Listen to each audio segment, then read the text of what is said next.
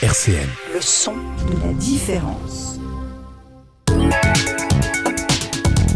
Citoyens au quotidien sur RCN, avec la CLCB de Malzéville-Saint-Max. Sylvie Gruy, Christian Saquet. Bonjour chers auditeurs de RCN, bonjour Jean-Luc, notre technicien, bonjour Nathan, notre... Stagiaire, voilà, stagiaire RCN. Bonjour Christian. Bonjour Sylvie, bonjour à tout le monde et bonjour à nos auditeurs. Alors, c'est avec plaisir qu'on se retrouve aujourd'hui pour la dernière émission de la saison 2023-2024 de nos émissions citoyens au quotidien. Tu veux dire que là, il n'y a plus d'émissions avant septembre? Voilà, on se fait une petite pause. Oh, ça va nous faire du bien. C'est normal. Alors, aujourd'hui, nous allons traiter d'un sujet, alors qu'on n'a jamais traité par contre dans l'émission, c'est le mandat de protection future. Et donc, c'est toi qui l'as préparé ce sujet, Christian, et c'est toi qui nous le présente. Exactement. J'ai travaillé sur ce sujet parce que j'ai vécu des choses un petit peu spéciales quand même en 2023, 2022-2023. J'ai accompagné ma maman qui était en fin de vie et je me suis heurté à une situation qu'on n'avait pas anticipée. Ouais. On n'avait pas anticipé et c'est pour ça que je veux en parler parce que c'est quand même quelque chose qui est important à anticiper, c'est la perte de capacité ponctuelle et durable de nos parents ou d'autres personnes. Donc en fait, le mandat de protection future, donc, ça permet d'anticiper justement cette perte d'autonomie. Voilà. Alors le mandat de protection future, c'est un outil qui est méconnu. Et c'est pour ça justement que je veux en parler. C'est un dispositif qui est peu coûteux. Il s'agit de la possibilité offerte de signer un contrat avec une ou plusieurs personnes, appelées mandataires, pour s'occuper d'une personne et de son patrimoine au cas où elle ne serait plus en état de le faire. Alors, qui c'est qui a l'initiative de ce document ? C'est l'État. Non, mais qui est-ce qui demande le... Ah, c'est la personne elle-même. C'est la personne elle-même qui doit se rendre compte que son état de santé risque de se détériorer, elle avance en âge, voilà. C'est vrai que la population vieillit. Il y a de plus en plus comme de personnes qui vieillissent mais qui restent aussi chez elles. Et moi, je pense surtout à celles-là qui Il n'y a pas que ça. C'est une situation qu'il faut anticiper. Mm-hmm. Donc, cette personne, elle peut rédiger seule ou avec l'aide d'un notaire, ce qui est préférable, ce mandat. Les frais représentent 300 à 400 €, hors d'éventuels honoraires de conseil patrimonial. C'est-à-dire que, par exemple, pour quelqu'un qui n'a pas de patrimoine, ça sera 300-400 €. Exactement. Alors, justement, attention, il n'est pas question d'attendre que l'état de santé de cette personne se dégrade, car il serait trop tard pour agir. Donc c'est bien ça qu'on disait tout à l'heure. Oui, c'est vrai que c'est comme pour tout un tas d'autres décisions, c'est quand on est encore en possession de toutes ses capacités physiques, intellectuelles, etc., qu'il faut réfléchir à ça quand on avance en âge. Oui, parce que quand la santé de la personne se dégrade, elle n'a plus la capacité de réfléchir à ça. Il n'y a pas forcément non plus envie de réfléchir à sa fin future, quoi. Oui, complètement. C'est trop tard. C'est trop tard. Donc, toi, tu dis la personne concernée peut décider de son mode de vie. C'est ça. Alors, ça concerne quoi? Donc, son mode de vie, c'est là où elle va habiter, c'est décider de la suite de sa vie. Mm-hmm. Alors, c'est un des atouts majeurs du mandat de protection future. Il permet d'écrire noir sur blanc les souhaits pour le jour où la personne ne serait plus en mesure de les exprimer à la suite d'un accident ou d'une maladie, ou simplement la vieillesse. Mm-hmm. Elle peut prévoir très concrètement son maintien à domicile et les travaux à réaliser pour améliorer son logement, le passage d'un coiffeur toutes les semaines, la poursuite des relations amicales, une aide humaine ou encore la présence d'un animal domestique auprès d'elle, charge au mandataire le jour venu de tout mettre en œuvre pour respecter les volontés de la personne demandeuse. Cette personne-là, elle peut très bien choisir de rester chez elle, à son domicile, comme d'aller dans un EHPAD ou dans une maison de retraite. Et Alors, donc, là, il y a aussi le choix de la personne qui gérera son patrimoine. Exactement. Tout. Elle peut tout prévoir. Oui, elle peut tout prévoir. Ça peut être plusieurs mandataires. Oui, c'est pas obligé que ce soit la même personne. C'est ça. Donc, elle peut charger le même mandataire ou bien un autre de s'occuper de la gestion de ses avoirs et de ses biens immobiliers. En cas d'incapacité, cela permettra à la personne désignée d'assurer la continuité de l'administration courante de ses finances, le règlement des factures, la perception de ses revenus. Oui, donc là, en fait, ça englobe tout. Ça englobe C'est un mandat. Là où elle veut vivre, comment elle veut vivre, et comment aussi seront gérés ses biens, et qui va le faire. Parce que, alors déjà, même quand en vieillissant, même si on a encore toutes ces capacités, je dirais, intellectuelles, mais quelquefois, gérer, par exemple, même ne serait-ce que les factures à payer, c'est un truc de fou, quoi. Ça devient trop important, et c'est là où on finit, où des personnes âgées peuvent se retrouver à un moment donné avec des factures qui sont plus payées, par exemple. Exactement. Ça peut être on voit bien avec des gens qui sont, entre guillemets, normaux, comment ils se font avoir par des démarcheurs pour l'électricité, par exemple. Eh bien, là, il n'y a plus de problème. Il n'y a plus ces problèmes-là. Par contre, donc le mandat, il doit être précis, c'est-à-dire bien tout prendre en compte. Voilà, dire quel est le mandat, enfin lui, le mandataire, c'est ça ? L'objet du mandat. Voilà, l'objet du mandat, ce qu'il aura, etc. D'accord. Alors, aussi, quelque chose qui est important, elle peut annuler à sa guise le contrat ou en rédiger un nouveau. Elle doit être, par contre, il faut qu'elle soit en pleine possession de ses capacités pour réaliser ses opérations. Elle ne peut pas changer le mandat si elle a perdu la tête. Voilà. Bah oui, parce que si elle a perdu la tête, on pourrait dire que c'est quelqu'un qui essaye de l'influencer et de profiter de son état pour changer à son profit. Alors, le mandat de protection future ça fait bénéficier d'un garde-fou protecteur à cette personne. Le mandat peut uniquement être activé sur présentation au greffe du tribunal d'un certificat médical établi par un médecin spécialisé à choisir sur une liste établie par le procureur de la République. Moi, j'avais eu donc, on m'avait proposé la liste là pour les Charentes-Maritimes, parce que c'est une liste qui est départementale. C'est des médecins qui sont vraiment spécialisés, qui savent évaluer l'état de la personne. S'il s'aperçoit que la personne n'est pas en état, effectivement, intellectuel, de pouvoir choisir, de faire des choix. Voilà. Il mettra son veto. Il met son veto. D'accord. Alors, il faut s'assurer aussi du respect du contrat du mandataire. Ça, c'est prévu donc qu'un contrôle soit effectué, par exemple tous les ans, par le notaire chargé de la rédaction du mandat ou par toute autre personne au choix de la personne demandeuse. Le contrôle du fonctionnement du mandat peut être... D'accord, donc elle peut donner la personne qui demande la mise en place d'un mandat de protection future désigne la personne qui exercera ce mandat, mais elle peut désigner aussi en plus quelqu'un d'autre qui sera chargé de vérifier que tout est bien fait. C'est un petit peu comme dans le cadre des comment ça s'appelle, des curatelles renforcées ou des tutelles, quoi. Hein. Et puis, il y a aussi quelque chose qui est très important. Pour certains actes importants, l'accord préalable du juge est requis, notamment, alors ça c'est vraiment très très important, en cas de donation, de testament ou de vente de la résidence principale ou des autres biens et propriétés. Ah oui, d'accord.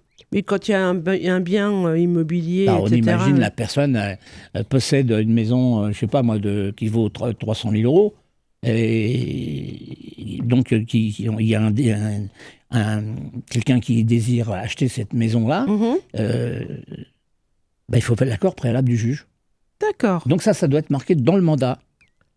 C'est pour ça que vraiment, il faut que ce mandat soit rédigé avec un notaire. Oui, parce que c'est vrai qu'on le voit quand même assez régulièrement, avec des personnes, même par leur famille, qui vont décider à leur place, etc. Et notamment le troisièmement, là,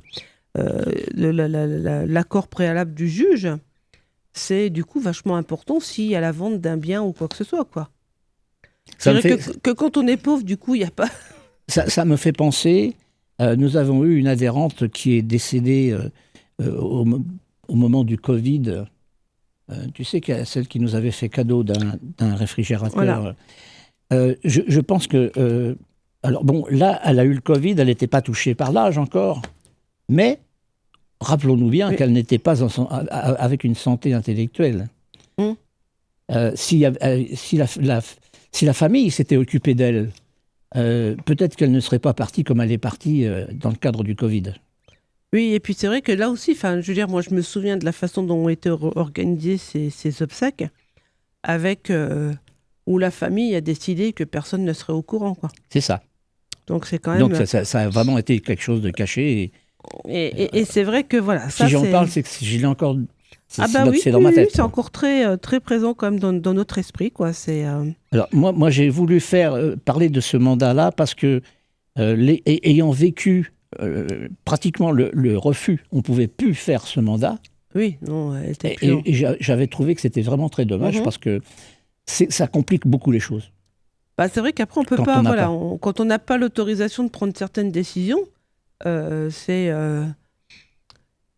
vrai que c'est pour la personne, c'est pas évident, je pense, de se dire il faut que je fasse un mandat de protection future parce que c'est forcément imaginer notre fin de vie, notre décès. Mais c'est quand même des choses qui sont importantes puisque c'est quand même la façon dont on va vivre les dernières années de notre vie, quoi. Mais l'appellation, le nom de ce mandat, il est en lui-même complètement explicite, quoi. Hein. Un mandat de protection future, ça veut bien dire ce que ça veut dire. C'est un petit peu aussi compliqué à faire que quand on doit rédiger les directives anticipées. Oui, là non plus, c'est pas évident. Hein, les directives anticipées, alors qui est beaucoup plus... beaucoup plus simple et beaucoup plus facile. Enfin, il n'y a pas besoin de passer par un notaire ou quoi que ce soit. Hein. C'est vraiment la personne qui rédige. Moi, je sais que j'ai accompagné maman pour rédiger ces directives anticipées. Je peux quand même pas cacher que ça n'a pas été... Quand elle m'a demandé que ça n'a pas été un petit peu délicat, parce que c'est quand même ma maman et c'était quand même envisagé sa fin de vie, sa toute fin de vie. Mais c'est vrai que c'est des choses qui... C'est aussi pour le respect de la personne, quoi. C'est ce genre de choses, on n'aime pas parler dans nos civilisations de la fin de vie, de la mort, etc. Mais c'est quand même quelque chose qui, de toute façon, arrivera. Et c'est des choses dont il faut se préoccuper tant qu'on peut le faire, quoi. Oui, donc, et puis il y a quoi. aussi l'aspect familial. Là, dans le cadre du décès de ma mère, moi, je restais le seul fils, alors que nous étions 3 frères. Et il y a aussi après à gérer, entre guillemets, là j'avais un frère qui avait 3 enfants, un autre, 2, mais il y en avait un qui était décédé. Et il faut aussi après là gérer après le décès.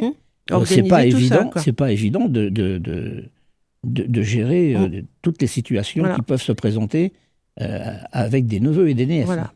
Et même là, c'est pour ça que je fais le parallèle avec les directives anticipées. C'est vrai que les directives anticipées, quand on se retrouve, ou notre parent, ou quelqu'un d'autre d'ailleurs, parce que les directives anticipées, ça ne concerne pas non plus seulement les enfants ou quoi que ce soit, mais je dirais que ça facilite aussi quand même les choses. Quand les choses ont été dites avant, c'est plus facile après de...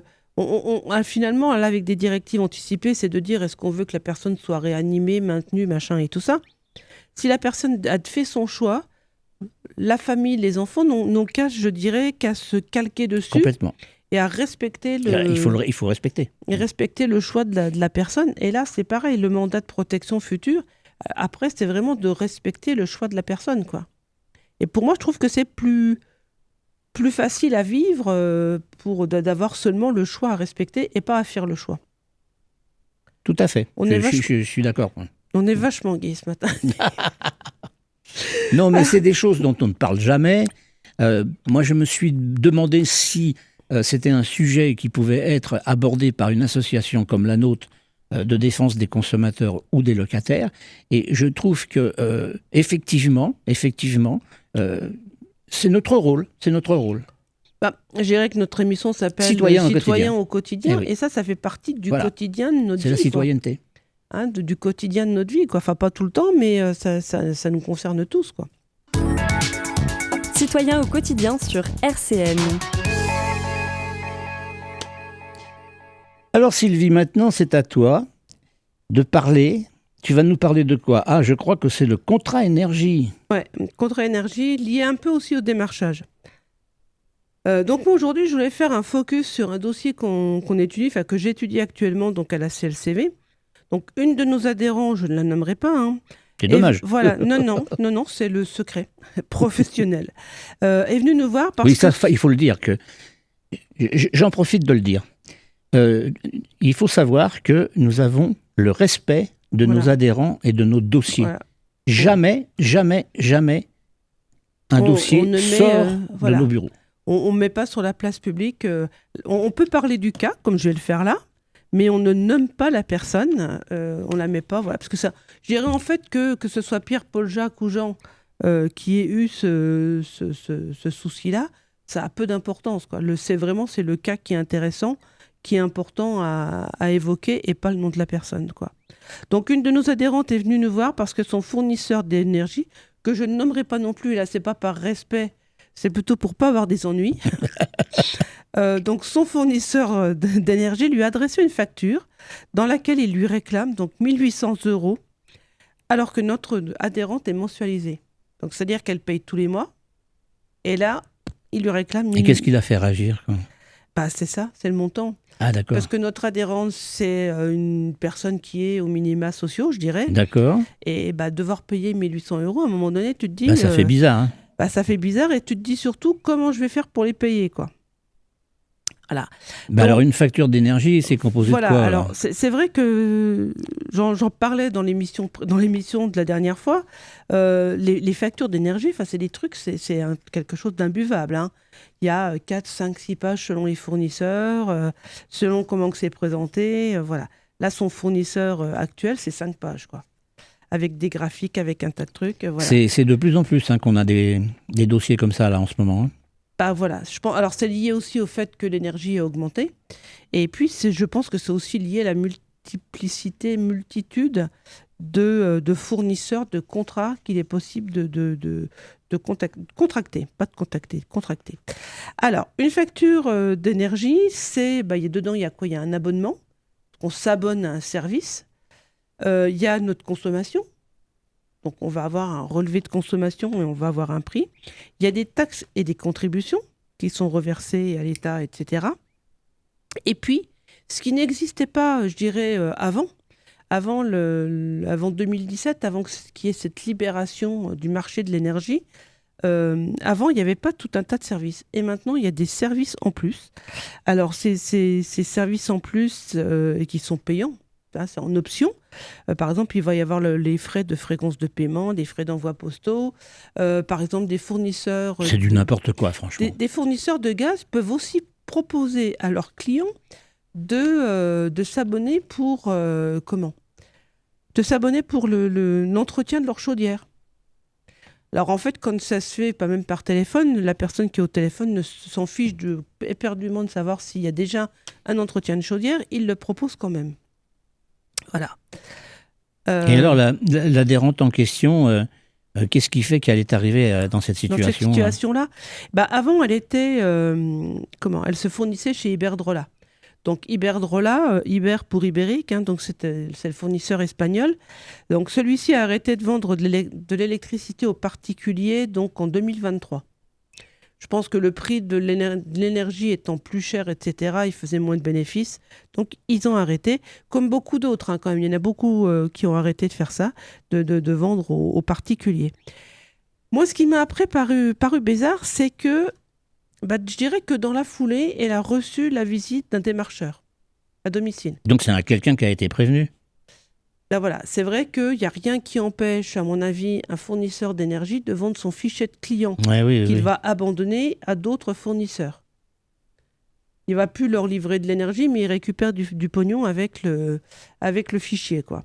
Ah, mais c'est le dossier là, où le nouveau fournisseur a un nom bizarre, la Waikiki, un truc comme ça. Là. Et ben voilà, moi je n'ai rien dit. Non, c'est ça, non, c'est pas ça. C'est ça. Ouais. Voilà. Donc comme par miracle, il y a un démarcheur qui est arrivé et qui avait une offre mirobolante. Et voilà, c'est ça aussi qu'il faut se méfier. Hein. Bon, moi, ce que je suppose, c'est que notre adhérente s'est dit que comme elle allait ne plus avoir de fournisseur d'énergie, il y en avait un qui venait chez elle, donc elle allait voir ce qu'il avait. Oui, elle risquait de se retrouver sans électricité, quoi. Ah bah oui. Ah bah oui. Oui, plus de fournisseur, ça veut dire que tu n'as plus d'électricité. Hein. Quand même abusif, ça. Voilà. Donc en fait, elle l'a laissé rentrer et il lui a fait l'article. C'est-à-dire qu'il lui a fait mis en avant tout ce que son patron, enfin son entreprise pouvait proposer. Alors c'est vrai que moi je me suis rendue sur le site internet de ce nouveau fournisseur d'énergie, et là moi la stupeur que j'ai eue, c'est que ce site d'énergie me tutoie. Je n'ai jamais vu je n'ai jamais vu Engie ou EDF me tutoyer, et là si il me tutoie, ça a été ça c'est révélateur. Hein. Ah, mais ça a été un choc pour moi. Je me suis dit, mais c'est quoi ? Donc voilà. Donc en fait, ils nous disent, voilà, moi j'ai récupéré ce qu'ils lui ont redonné même au renouvellement. Donc c'est de dire que leur entreprise, c'est un concept, celui d'une énergie responsable et moins chère. Là, on se dit, punaise, ils sont responsables et moins chers, j'y vais. Donc en fait, qu'est-ce qu'ils ont proposé à notre adhérente ? Ils lui ont proposé un forfait. Donc un forfait mensuel. Alors c'est quoi un forfait ? Un forfait mensuel, c'est vous payez tant, mais vous payez telle somme si vous consommez pas plus que tel. C'est un forfait aussi d'énergie. Le forfait du paiement correspond à un forfait d'énergie. Et puis si vous ne dépassez pas le forfait d'énergie, vous allez avoir des réductions. Problème pour notre adhérente, c'est que le forfait qui lui était proposé, c'est un forfait en énergie, en kilowattheure, qui était inférieur à sa consommation de l'année précédente. Donc, elle avait fortement peu de chances de consommer moins que son forfait, vu que l'année précédente, elle avait consommé plus. Donc, à mon avis, il ne prenait pas grand risque sur le fait de devoir rembourser. Ils lui ont proposé également... alors, sans qu'elle s'en rende compte, parce qu'ils mettent en avant, mais ils le mettent en avant aussi sur leur facture. Sur leur facture, il y a un pavé, mes économies. Alors, par exemple, sur la facture où on lui réclame 1 800 €, il y a quand même, grâce aux remises, j'économise 546,54 € sur le montant total de ma facture d'énergie. On ne sait pas où, parce que sur la facture, on ne le retrouve jamais, ça. Ça ne figure nulle part. C'est arrivé une pure comme invention, ça. Quoi. Ah c'est un effet d'annonce. C'est comme le tutoiement sur le site internet. Donc voilà. Ça, ils annoncent des économies. Ils proposent aussi une fréquence de prélèvement, par exemple. Donc, ils laissent choisir la fréquence à laquelle... Voilà. Et là, quand je lis le tutoiement, la fréquence de prélèvement. Et là, même sur le document écrit, tu dois choisir, donc il s'adresse à nous, tu dois choisir la fréquence à laquelle tu souhaites être prélevé. Cela correspond à l'avance que tu es prêt à verser. Les fréquences disponibles sont mensuelles, bimensuelles, trimestrielles. La modulation été-hiver. Les besoins sont différents en hiver, etc. Donc, tu peux choisir aussi. Là, ce qui n'est pas du tout écrit, c'est ce que ça va coûter. Or, notre adhérente, pour avoir voulu, elle, payer tous les mois, c'est plus confortable. Quand on a un petit revenu, c'est plus pratique, oui. C'est plus confortable de payer, je dirais, tous les mois et de régulariser en fin d'année. Donc, elle a choisi de payer tous les mois. Le fait d'avoir choisi de payer tous les mois, ça lui revient à 24 € sur une année. Donc, c'est 24 € de plus. 24 € en plus, tout à fait. Et puis après, alors là, c'est de la folie. Comment ? J'ai vérifié, j'ai comparé, parce que moi, j'aime bien comparer. Moi, je ne crois que ce que je vois, je suis comme saint Thomas. Donc, j'ai vérifié l'abonnement. Et j'ai vérifié, par exemple, avec une fourniture d'énergie chez EDF, qui est largement pas le moins cher de ce qu'on dit toujours. Et là, l'abonnement chez ce nouveau fournisseur est largement plus cher que le tarif bleu d'EDF. Le tarif aussi du kilowattheure est aussi beaucoup plus cher que le tarif d'EDF. Mais n'empêche qu'on lui a promis de faire des économies. Et on lui annonce, comme je te disais, on lui réclame 1 800 €, mais on lui dit, vous avez économisé 500 et quelques. Et puis alors après, c'est... par exemple, là, sur une des factures, ils ont oublié le bouclier tarifaire qui était toujours en vigueur. On ne voit pas apparaître, par exemple, aussi son chèque énergie. Elle leur a transmis un chèque énergie, il apparaît de nulle part. Alors, Donc normalement, il y avait un chèque énergie à déduire. Voilà. Parce que quand les personnes qui transmettent un chèque énergie... Et il y a une trace. Il y a une trace de quoi du chèque énergie. Ils ont reçu quelque chose parce qu'à un moment donné, il y a un résiduel de je ne sais plus combien, de 4 euros, quelque chose comme ça, de chèque énergie. Ça veut donc bien dire qu'ils l'ont eu. Dans leurs services et options, alors là, ils ont des trucs, donc ils ont leurs frais de fréquence de paiement mensuel, et puis ils ont un mécanisme de capacité électricité fixe. Et ça, on se dit qu'il y a quelqu'un qui a dû réfléchir à ça, parce que on ne le voit nulle part. On ne le voit nulle part. Et voilà. Donc, alors, la personne, dans ses avoirs et remises, elle va avoir des remises digitales. C'est-à-dire que si on n'écrit pas à son fournisseur d'énergie, eh bien, il nous fait une remise. Hein, si on... mais c'est vrai. c'est pas une embrouille que je donne. C'est vraiment... C'est vrai de vrai. Il y a de quoi écrire un roman, là. Ah oui, non, mais ce serait pas grave on pourrait faire... Moi, je pense qu'on va faire des sketchs, un de ces quatre. C'est-à-dire que si tu contactes ton fournisseur d'énergie via ton espace client sur le net, ou si tu envoies un mail, ça te coûtera rien. Si tu leur envoies un courrier et qu'ils sont obligés de te répondre, ça va te coûter, tu n'auras pas ta remise. Voilà, donc c'est vraiment tout ça. Et je pense que notre adhérente n'a jamais eu conscience de ce qu'elle signait, quoi, hein. Parce que partout, c'est toujours une énergie responsable, moins chère. Voilà, nous proposons des options en accord avec cet engagement. Alors, ce qu'ils proposent aussi, et ça, notre adhérente qui doit être au RSA est, à mon avis, vachement contente, c'est qu'ils proposent aussi des options adopte un arbre. Donc, tu peux adopter un arbre pour 2,90 € par mois. Voilà. Il y a aussi le fait de l'énergie verte, social plastique. Alors, c'est pareil, tu payes... on ne sait pas ce qu'il y a dedans, mais voilà, ils sont droits dans leurs bottes. Voilà, c'est un dossier qui là, c'est un contrat qu'elle a signé avec un démarcheur physique. C'est quelqu'un qu'elle a reçu chez elle. Oui, c'est quelqu'un qu'elle a reçu chez elle. Voilà. Ils ont... alors en plus, ils parlent en anglais, hein, parce qu'ils font une option indexée month ahead. Voilà. Et donc, ça, c'est vachement bien pour moi. Ça, c'est vachement bien pour toi. Voilà, alors tu as l'offre indexée, tu as l'explication de l'offre, tu as les avantages de l'offre indexée. Bah, elle, c'est ce qu'elle a signé. Mais alors, si je comprends bien, tout ça, tu l'as par écrit, ça. Ouais. Donc, c'est extrêmement important parce que pour faire un recours, là, il y a une base. Voilà.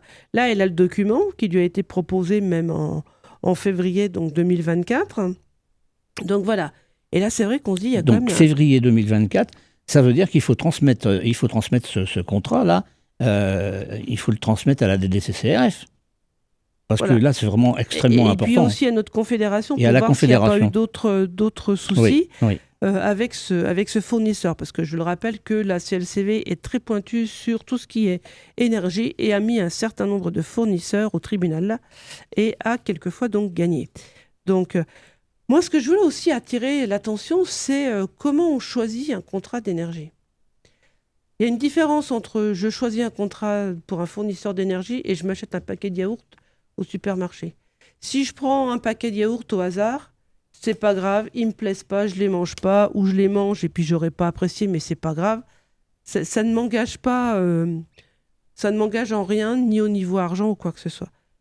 Choisir un fournisseur d'énergie, moi, je refuse. Mais là, il y a quelque chose que je ne comprends pas, parce que si, par souvenir, cette personne était déjà adhérente à la CLCV. Oui. Et elle aurait dû venir nous voir.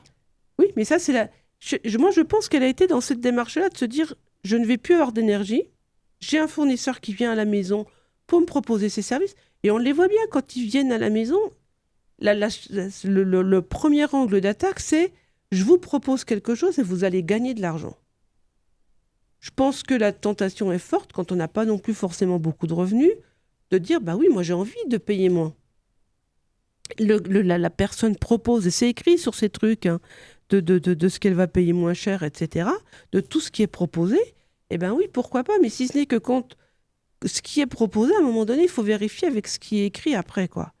Donc, choisir un fournisseur d'énergie, on ne choisit pas comme un yaourt, quoi. C'est pas possible, on ne peut pas faire ça. Il faut prendre son temps, il faut vraiment comparer, et il faut comparer tout.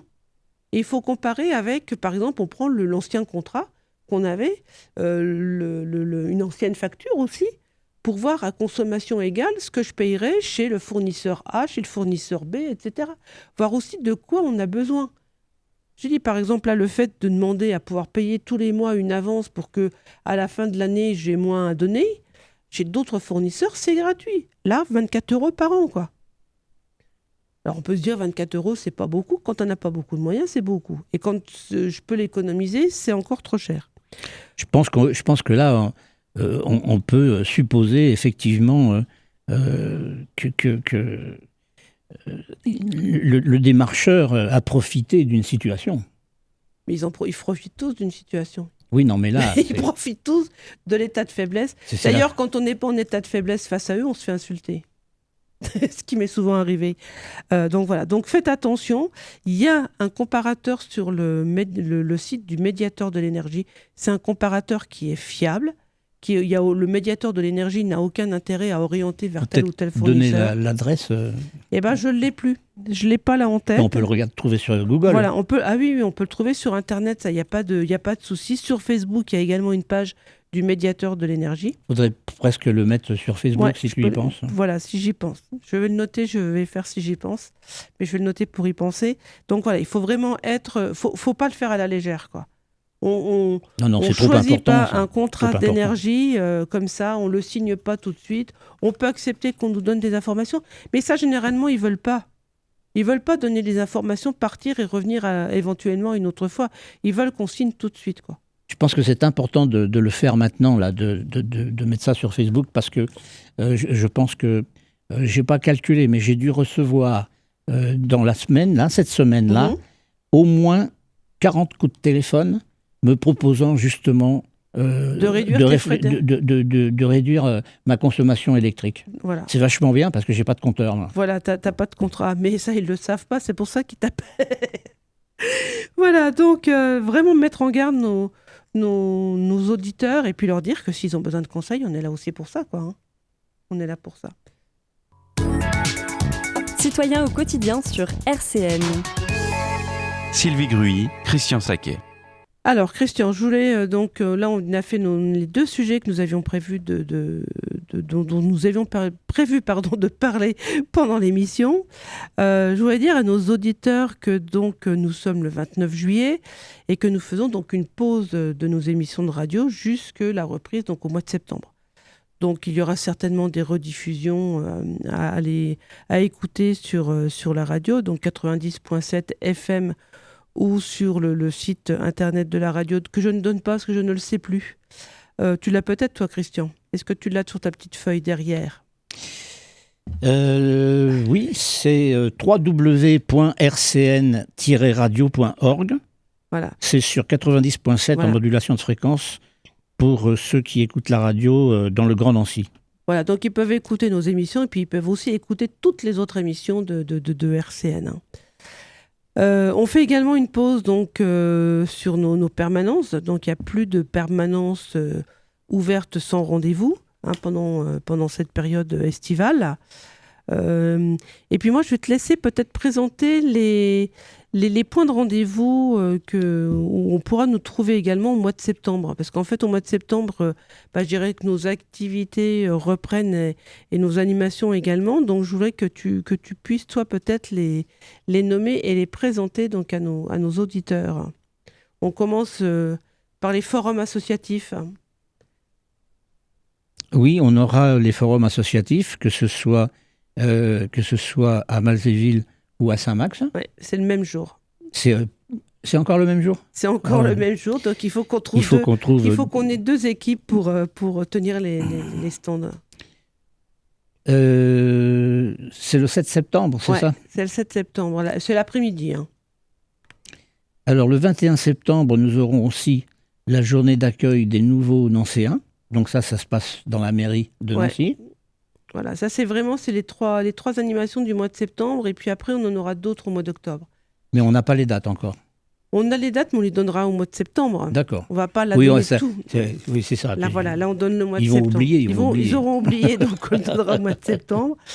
Et puis alors pour dire, donc on a toujours une animation sur ces stands, mais on peut également venir nous voir si on a des questions à nous poser, si on veut aussi nous voir ne serait-ce aussi pour nous parler d'un litige ou quoi que ce soit, un litige de consommation ou de logement. On est également disponible pour cela sur ces stands. Je pense qu'on refera des bars à eau pour sensibiliser à ces événements les personnes qui nous rendront visite, donc à l'intérêt de consommer l'eau du robinet comparativement à l'eau en bouteille. Donc je vais rappeler notre adresse peut-être. Ouais. Nous sommes au 60 rue du Colonel Drian, dans le bâtiment Franklin, 54 220 à Malzéville. La ligne de bus pour venir chez nous, c'est la ligne 13, direction de Marthemont. Parce que si on prend dans l'autre sens, on va loin. On va à Oudemont, je crois.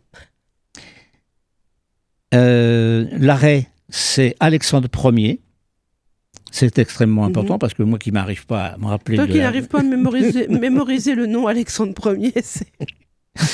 Voilà, donc Alexandre Ier, c'est l'arrêt pour descendre, c'est juste en face de notre bureau. Voilà. Pour nous joindre par téléphone, c'est le 03 83 29 10 96. On peut nous joindre également par Internet, sur notre adresse email, c'est malzéville@clcv.org. Et puis, si vous voulez en savoir davantage sur la CLCV, vous allez aussi sur le site national www.clcv.org. Voilà. Moi, je voudrais rajouter une petite précision, parce que tu donnais la ligne de bus, mais il faut aussi dire aux auditeurs qu'ils peuvent venir nous rendre visite en voiture, puisqu'il y a un parking au pied des on a un grand parking gratuit. Le parking est, il y a toujours de la place. Il y a toujours de la place en journée. Il y en a un peu moins le soir quand même, parce que les gens reviennent. Oui, mais le soir, il n'y a personne. Voilà, ils reviennent de travailler. Et puis, pour voir également, donc là, tu avais donné l'adresse du site internet de la CLCV nationale. Nous n'avons pas de site internet, mais nous avons une page Facebook qui est tout simplement CLCV Malzéville Saint-Max. Page Facebook sur laquelle nous donnons des informations concernant nos émissions, concernant les animations que l'on fait, parce qu'on fait généralement des photos et donc on partage ces photos. Et puis on partage également des informations, que ce soit quelques informations de la CLCV nationale, mais également de l'INC, ou aussi bien de l'ADEME, de l'Agence de l'eau, enfin tout ce que nous estimons qui peut intéresser nos lecteurs de pages Facebook, quoi. Donc, au mois de septembre, à la rentrée, nous recommencerons à tenir des permanences sans rendez-vous. Je rappelle que c'est le mardi de 9h30 à midi, de 14h30 à 17h, le mercredi de 14h30 à 17h et le jeudi de 9h30 à midi et de 14h30 à 17h. En dehors, on peut recevoir sur rendez-vous, uniquement sur rendez-vous. Voilà. Et puis, bien souvent, les personnes qu'on aura reçues en permanence, je dirais, libres, s'ils viennent nous voir pour un litige, de toute façon, on les reçoit sur rendez-vous pour avoir le temps d'étudier avec eux leur dossier. D'abord pour les entendre, les écouter, voilà. Et après pour monter leur dossier. Voilà. C'est important d'avoir du temps, chose qu'on n'a pas forcément quand on est en permanence libre, quoi. Alors, je rappellerai également que nous sommes à la recherche de bénévoles. Voilà, on est à la recherche de bénévoles pour plusieurs choses.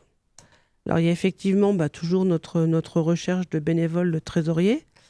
C'est peut-être en train de se résoudre, mais on peut faire aussi du bénévolat à la CLCV pour être présent sur les stands. Notamment, on vient d'en parler, les forums associatifs. Tenir un bar à eau, ça aussi, on a besoin aussi de bénévoles. Le bar à eau, on a besoin effectivement aussi... on a besoin de bras aussi. De bras, parce que pour monter notre barnum, voilà, c'est quand même quelque chose qui est assez... Un barnum, c'est quand même plus facile à monter parce qu'il est costaud quand même. Hein. Oui. Un barnum, il est quand même plus facile à monter quand on est 4 que quand on est 2, parce que là, c'est compliqué. Oui, puis aussi, il y a de la manutention derrière. Il n'arrive pas directement de nos locaux à la voiture Il faut aussi de la manutention et on cherche aussi des personnes pour faire cette manutention. Et puis on cherche également aussi des personnes pour tenir le stand. Alors voilà, pour tenir le stand. Donc il faut rappeler que de toute façon, nous les formons. Voilà. Alors on va jamais mettre quelqu'un sur un bar à eau tout seul. Ça, on l'a jamais fait, on le fera jamais. La personne en plus est toujours accompagnée et on la forme également à savoir pourquoi on fait un bar à eau, quel est l'objectif de notre bar à eau, etc. Et le discours aussi à tenir, les documents que l'on a en notre possession et tout ça, quoi. Et puis on recherche également des personnes pour les dossiers litiges. Parce que voilà, on a des réunions quelquefois à l'extérieur et on ne peut pas être partout. Donc, faire un dossier litige, c'est quelqu'un qui va avoir envie d'écouter les gens, qui va être attentif à ce que va lui dire la personne, quelqu'un aussi qui va être curieux pour aller chercher quelle solution on peut apporter à ce dossier-là. Il n'y a pas besoin je ne sais pas ce que tu en penses, mais moi je pense qu'il n'y a pas vraiment besoin d'être un juriste. Non. Pour traiter du dossier litige. D'abord, c'est pareil, on n'est pas non plus tout seul. Hein. D'abord, d'une part, on n'est pas tout seul, mais en plus de ça, même quand on ne sait pas, on cherche. Voilà, il y a toujours des moyens de recherche, il y a des formations, et puis on a un secrétariat national. Voilà, on a un secrétariat national qui nous accompagne aussi sur ces problématiques-là. Et Et voilà, à la base, c'est du bon sens, quoi. Quelqu'un qui a pas de bon sens, c'est sûr que ça va être un peu plus compliqué pour traiter du litige. Mais il n'y a pas besoin. Enfin, moi, j'ai jamais eu de formation juridique. Et voilà, quoi. Je cherche, je demande pour avoir les solutions. L'aspect juridique, il est important quand on doit préparer notamment un dossier pour un avocat. Voilà, oui. Parce que quand on va rencontrer avec un adhérent l'avocat, parce qu'on est obligé d'aller au tribunal, nous avons, nous, une façon particulière d'aborder le litige, et donc il faut qu'on soit en capacité de bien expliquer à l'avocat ce que l'on veut. Voilà. Notre objectif. Donc c'est ça. Mais donc il n'y a pas besoin, voilà, on peut rassurer nos auditeurs, il n'y a pas besoin de compétences particulières pour traiter du litige, pour faire aussi un bar à eau. Puis il y a aussi tous les travaux administratifs aussi qu'il peut y avoir à la CLCV. Hein. C'est quand même... je le répète, pour l'instant, nous n'avons pas de salariés. J'ose toujours espérer qu'on en aura un jour, qu'on pourra faire cette démarche-là, parce que c'est pas non plus anodin d'embaucher quelqu'un. J'espère toujours qu'on pourra dire de le faire, mais pour l'instant, nous n'en avons pas, quoi. Alors, quand on parle de bénévolat, c'est aussi la distribution de tracts, de flyers. Voilà. C'est aussi du travail de communication.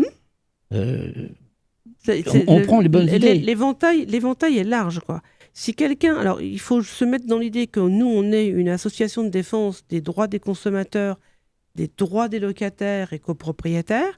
Si quelqu'un a envie d'œuvrer dans ce domaine-là, il est le bienvenu et il peut faire des propositions.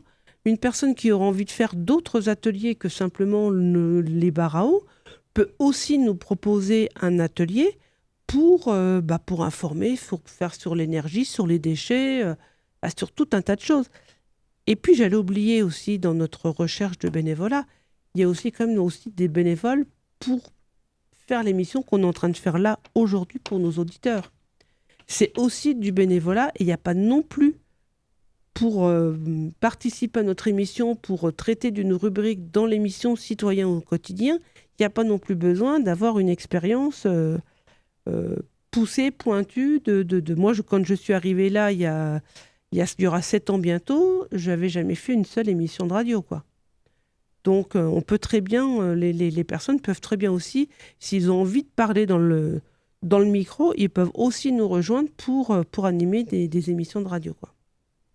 Oui, mais je pense aussi que pour le traitement de nos dossiers, ça peut être intéressant d'avoir des personnes qui sont compétentes en matière, par exemple, de réparation automobile, qui soient compétents aussi dans le bâtiment. Ça peut être intéressant même ça quand nous on intervient par rapport à des réhabilitations, notamment je pense aux réhabilitations énergétiques chez les bailleurs sociaux.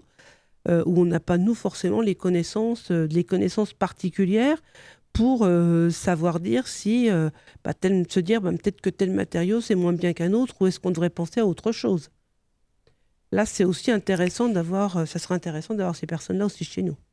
Moi, je pense aussi que nous sommes demandeurs de bénévoles qui ont des compétences en informatique. Tout à fait. Toutes les bonnes volontés. Moi, c'est pour ça que quand je parle de recherche de bénévoles, je mets en avant qui on est, ce qu'on fait, donc la défense des consommateurs, l'information, parce que c'est ça en fait.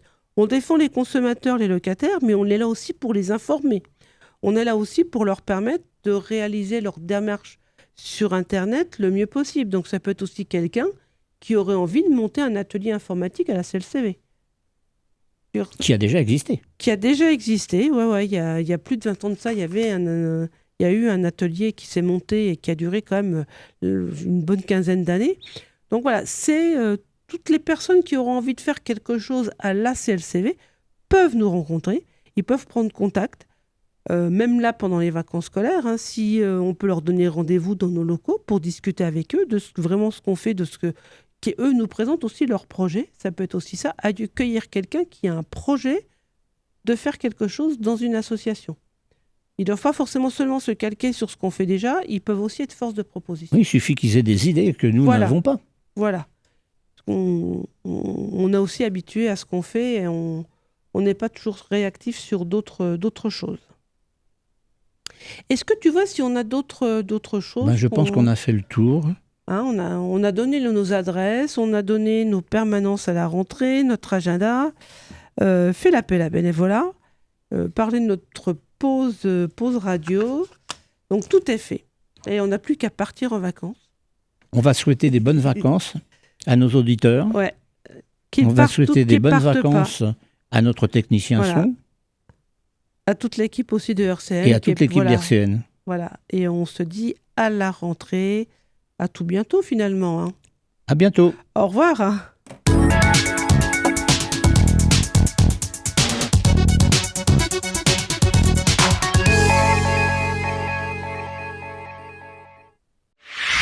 RCN, www.rcn-radio.org